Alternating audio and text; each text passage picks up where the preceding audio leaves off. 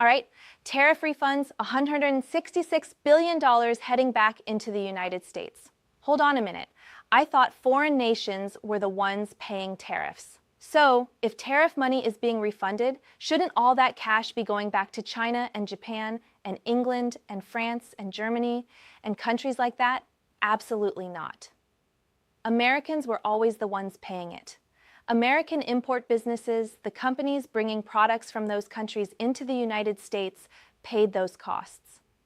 A tariff is simply an import tax. It's a tax. And what happens next? The expense gets pushed onto consumers. That's exactly what we've seen during the last year or so. Estimates say people probably spent an extra $1,000.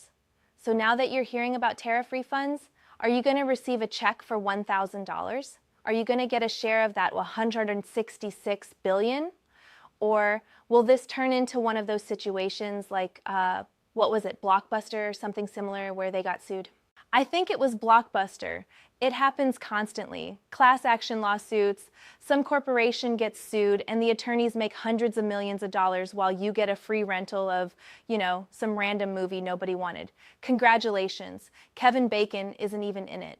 So, is that how this situation is going to play out too? And right now, it doesn't seem like most of us are getting anything. Some people will receive money. Obviously, the corporations are going to get theirs. Meanwhile, regular people are probably going to get proverbially shafted. And the way this basically worked is the companies had to pay the import fee, the import tax, the tariff, and then they increased prices probably a little higher than the tariff itself. So instead of raising something by $1, they thought, oh, here's an opportunity.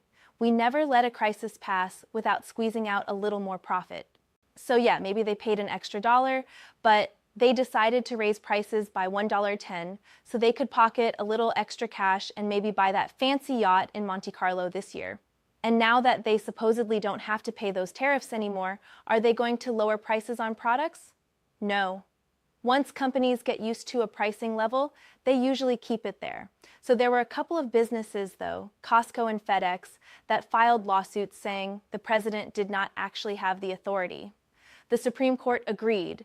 The president did not have the authority to impose those tariffs. So the Supreme Court ordered the Trump administration to repay all of that money. And now they're sending it back to those corporations, the business owners, the importers. But some ordinary people may also receive refunds, and there's also a massive scam issue anytime something like this happens. I spent decades working inside the bureaucratic machine at the Social Security Administration, and every time an event like this happens, scammers always crawl out of nowhere. So I'll explain exactly what the scammers are going to pull this time because they do it every single time. But using FedEx as an example, they keep records. So if some importer bought toys from China, maybe an entire truckload of toys from China, and FedEx charged that importer a tariff, then they've got records of it, meaning that importer can go into the portal and claim their money back, but individuals too. So if you personally ordered something directly from another country and FedEx delivered it straight to your house, meaning it came from overseas directly to you, and then FedEx charged you an import duty, a tariff, they're discussing refunding that money to you as well. So if you purchased a lot of imported products, then you might receive a check, but that's probably going to depend. And I don't know whether all the other companies like UPS and DHL and the rest of them that handled direct consumer imports and collected tariffs are also planning to do the same thing. So we'll have to wait and see. But at least the portal is active. The corporations are going to recover all their money. And unfortunately, we're probably still going to keep paying the same prices for most things. One scam, though, before we move into live questions, we've got people talking about the WEP GPO, retroactive spousal benefits, disability benefits. I've also got some video questions people sent regarding all things Social Security. I'll answer as many of those as possible over the next hour. But one thing that happens every single time there's an event like this involving some type of government policy is scammers immediately start targeting people. So be extremely careful. It happens every single time. You're going to receive a phone call and they'll say, hey, this is John from XFED. And you'll say, well, FedEx? Oh, yeah, that's what I meant. They never directly say it. They kind of dance around the wording and they'll say, yeah, we need to collect some information because we charged you extra money on your package or purchase or whatever you ordered, and now we need to send you a refund check. So could you please give us your banking information and all that stuff, and we'll take care of it.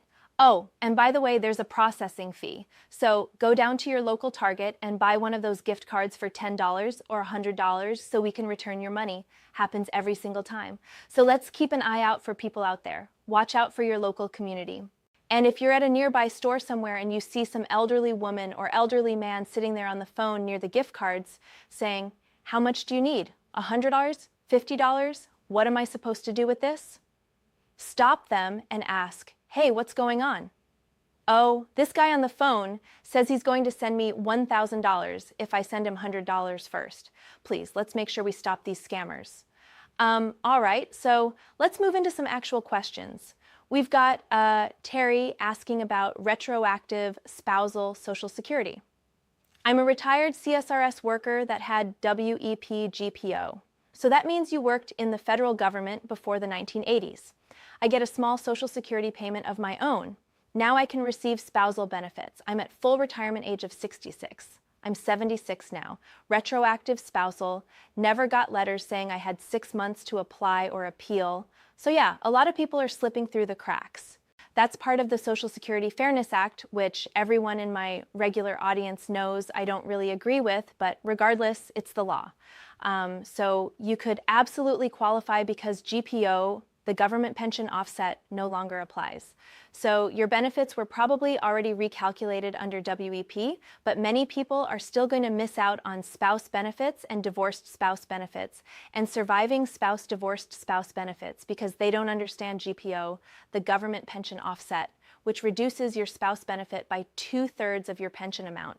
So you're probably going to need to contact Social Security because from the latest numbers I've seen, they've already recalculated and sent payments to around 95 or 96% of the people covered under the Social Security Fairness Act. But that only works if they actually know you exist.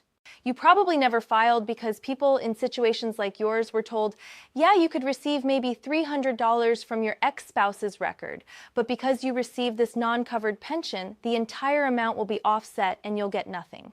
So at that point, you probably thought, well, I'm not going to waste 30 minutes filing an application if I won't receive anything anyway. So you didn't file. And a lot of people didn't file.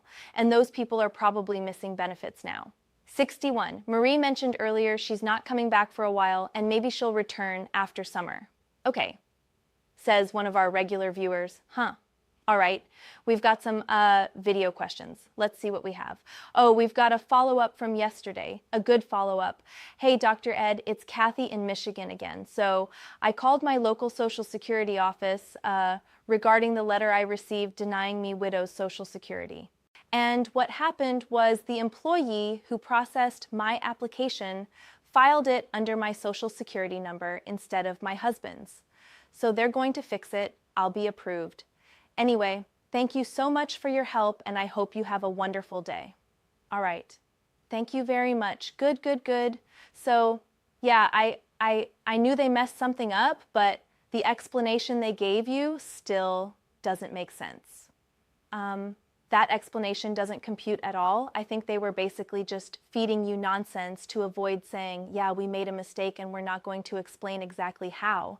So yeah, that's a nonsense excuse. It's impossible for them to process a widow's claim entirely under your own Social Security number like that. So yeah, but regardless, they said they're going to fix it and it's an easy correction, so they should take care of it quickly. Good. So, but yeah, the reason they gave still makes absolutely no sense. Yeah. Let's see. Our taxes ended up pretty decent, but I'm still not sure. Okay, some people talking about taxes. We're finally done with everyone's favorite season of the year, paying taxes.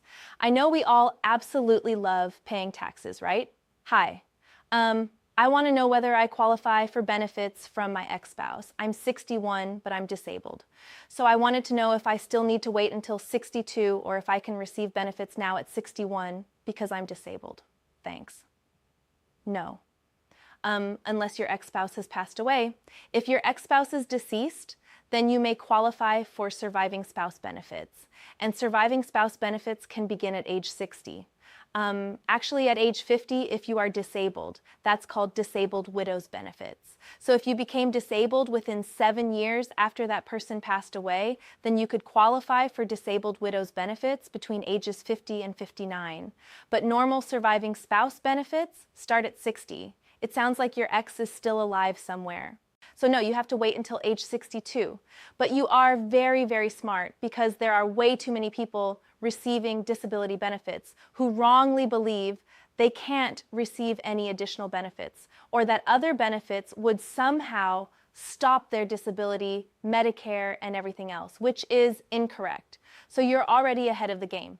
You understand that you can receive benefits on top of disability and on top of Medicare, including spouse benefits, divorced spouse benefits, surviving spouse benefits, and surviving divorced spouse benefits.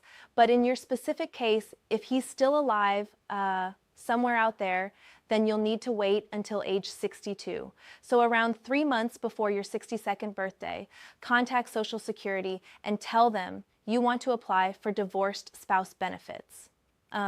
Or possibly independently entitled divorced spouse benefits, meaning your ex hasn't filed yet, but he is at least 62 years old. Your ex doesn't actually need to be collecting benefits. He only needs to qualify, meaning he's at least 62 years old. So let's see. My wife has free health insurance, and next year she'll be enrolled in Medicare because she's on SSDI. Can she refuse Medicare because she already has insurance? It depends. Well, like we used to say in the Marine Corps, you can do whatever you want, but there can be consequences. So it depends where that insurance comes from. If she receives that health insurance through current employment, probably not her own because she's on SSDI, Social Security Disability Insurance. But if she gets it through your current employer, current work, not a retirement plan, not the Affordable Care Act or anything like that, but current employment, and your employer has at least 20 employees. Absolutely. She can refuse Part B. She can't refuse Part A because Part A has 0 premium anyway, so she'll automatically receive that. So she's been on SSDI for 2 years, and now she's about to begin Medicare. And she absolutely can decline Part B if she wants, provided she has creditable coverage. And then what happens is she refuses Part B, saves herself the $22.90, and if she later loses that health insurance from current employment, either yours or hers, then she won't face any penalties. So if it's through your company health insurance and 5 years from now you retire or stop working, then she can simply sign up for Part B at that point without any penalty at all. Creditable coverage. How can you know for sure whether your work insurance qualifies? I turned 65 in November this year.